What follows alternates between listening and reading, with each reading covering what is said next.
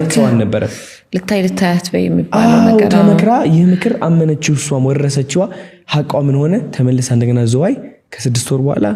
ቆሎ መሸጥ ጀመረች ይህ እምነት ስለተቀበለችው ብቻ ስለዚህ ሁላችንም እንደ ዘበኛ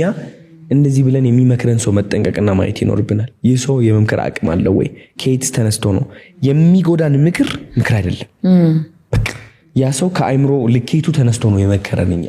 እምነትሽ ነው ሁሉም ነገር የሚያመጣልሽ የቢዝነስ አይዲያ የሚያመጣልሽ እምነትሽ ነው እውነት አንድ ቢሊየነር እና አንድ ሚሊየነር የሚለያቸው ነገር ምንድነው ያ ቢሊየነር ሰፋ ያለ እምነት አለው ከሚሊየነሩ የሚመጡለት ሐሳቦችም ቢሊየነር የሚያደርጉት ሐሳቦች ናቸው ከእምነት ነው የሚጀምረው ስለዚህ እንጠንቀቅ ነው በቃ እንጠንቀቅ ምን ሰማው ምናየውም ወደዚህ ምናስገባው እንደ ዘበኛ ቁጭ ብለ ማየት ነው ዝም ብለ በቃ በሄድክበት መስማት አይደለም አዶናይን ከ5 ዓመት በኋላ የትንጠብቀው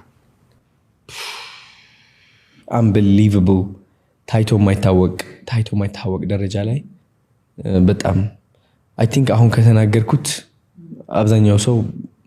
ራሱ ሊገምት ይችላል በራሱ ሊገምተኝ ይችላል ሰው መናገሩም ጥሩ አይደለም ግን በጣም ኤክስትሪምሊ በጣም ትልቅ የሆነ ደረጃ ደርሳለሁ የማይታመን ታይቶ ማያውቅ ነገር አዲስ መንገድ ነው መፈጥረው ተፈጥሮ ማይታወቅ ሌሎችን ሰዎች የነሱ መንገድ መከተል አልፈልግም የራሴ መንገድ አለኝ አውቀዋለሁ በደንብ በመንፈሳዊ ደረጃ እዛ ደረጃ ነው የምገኘው ትልቅ ስራ ሰራለሁ በጣም 5 ዓመት በኋላ ሚስጥር ሳይሆን ስታይ የሚታወቅ ነገር ነው አሁን እየሄድኩበት ያለው ነገር አያውቁትም ወደ ቃል ማስገባት አይቻልም እንጂ በኢነርጂ ደረጃም ያሳውቃል እየሄድኩት ነው እሱ ሰዎች ስለ አዶናይ ሲያስቡ